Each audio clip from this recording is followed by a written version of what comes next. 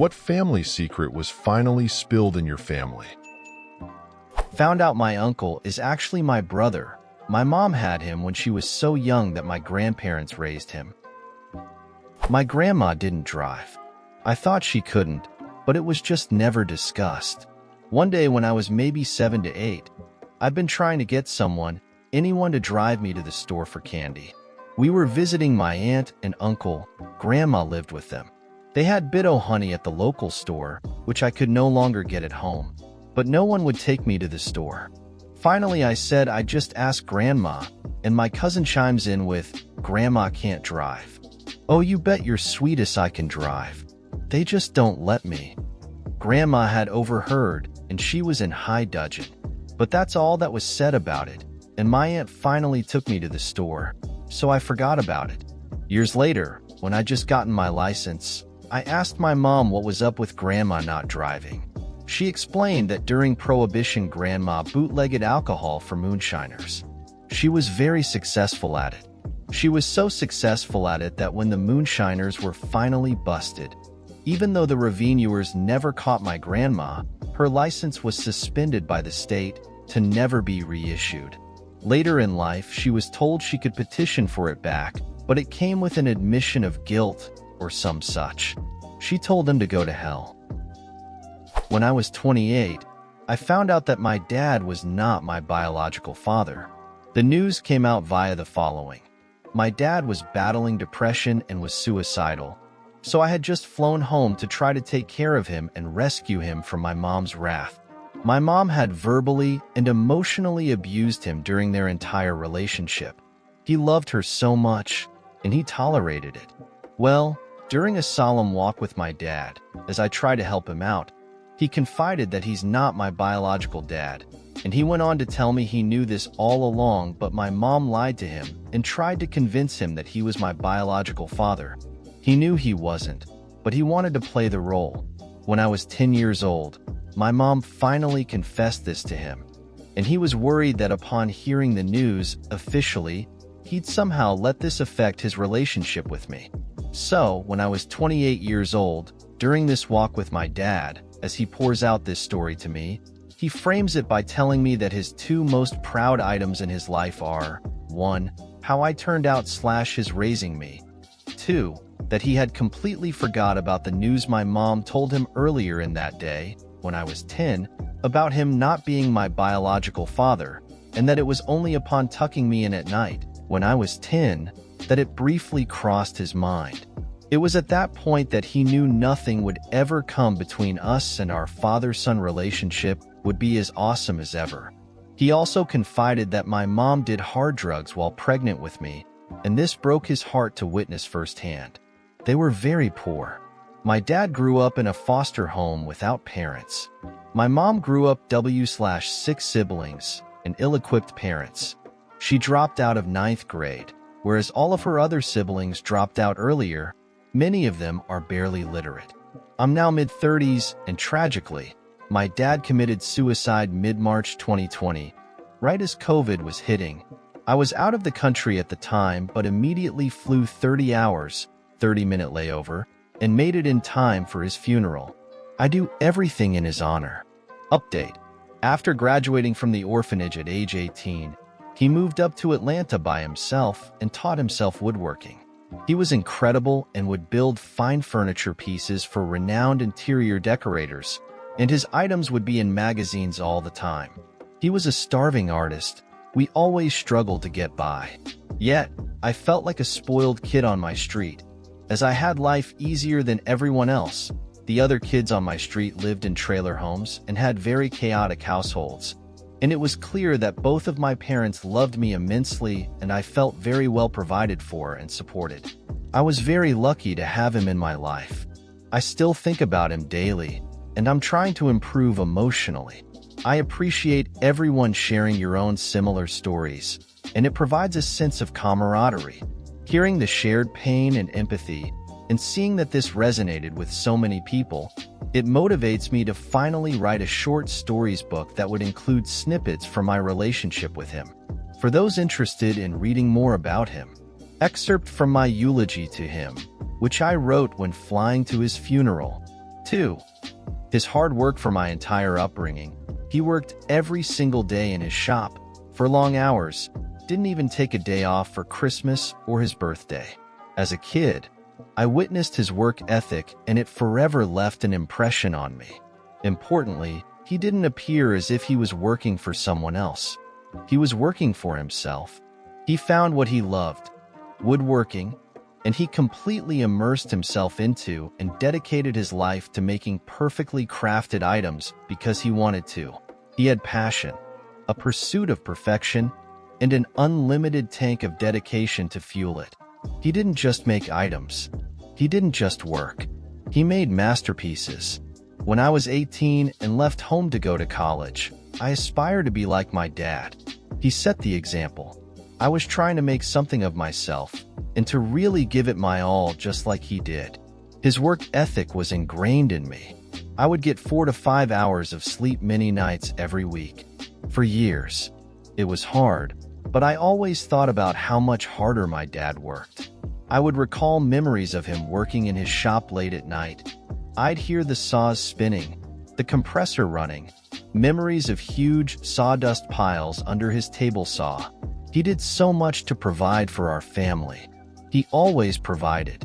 I remember being a kid, hanging out with him in his shop, admiring his dedication to the craft and strive for perfection. So, when I was 18, starting college, I was trying to make him proud, and I was also trying to do everything I could so that I'd have the opportunity to do anything I want in this world.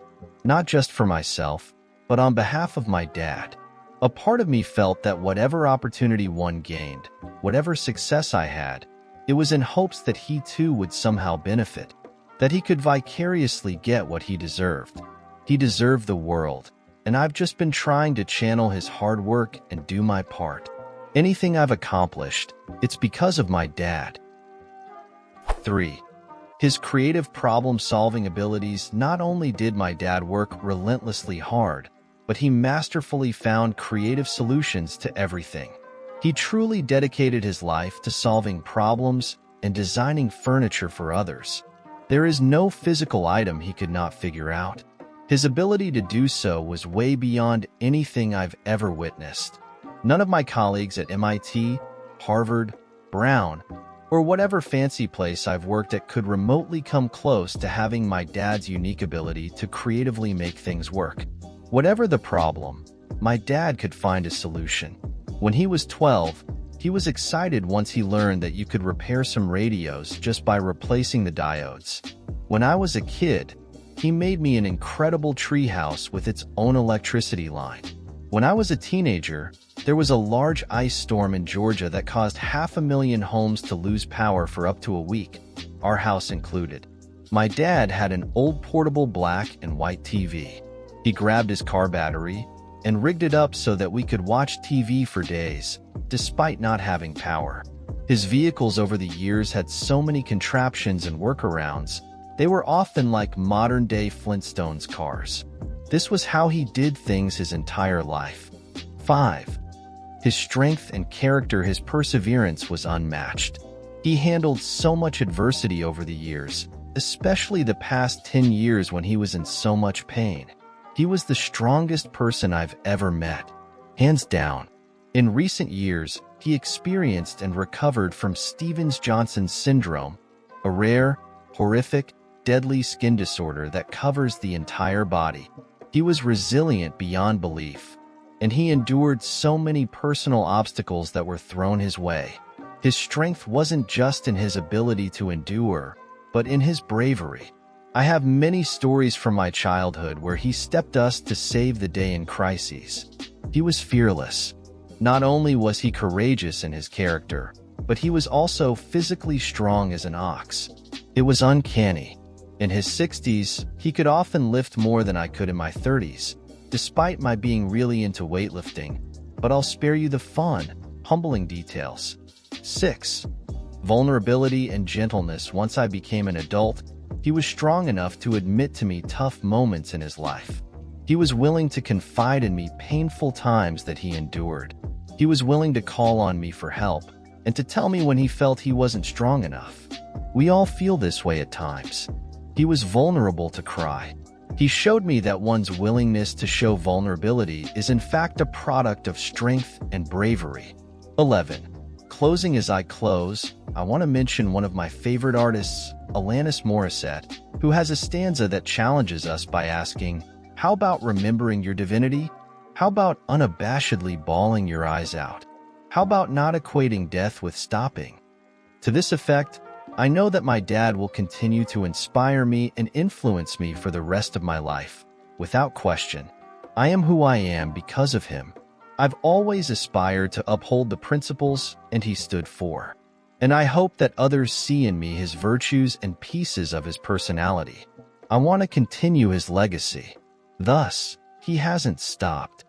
Further, I challenge all of you to do the same and never equate death with stopping. That is, we can do better than just remembering someone. We can do better than just remembering my dad. We can continue to learn from what he's taught us, the elements I've mentioned today. When you find something you love, whether it's work or a hobby, put everything you have into it. Be willing to think creatively to solve problems. Take the time to enjoy the so-called minutiae in life, the alleged trivial details. Make it significant. Be willing to play and be silly. Don't take yourself too seriously. Be brave. Be strong. Be so strong that you're willing to be vulnerable. Be a teacher and be a lifelong student. Mean everything you say and speak earnestly. Connect with others, form a community, and be there for others. We could all benefit from the help of others, so be unafraid to rely on others for support. I would do anything to have my dad with us here today.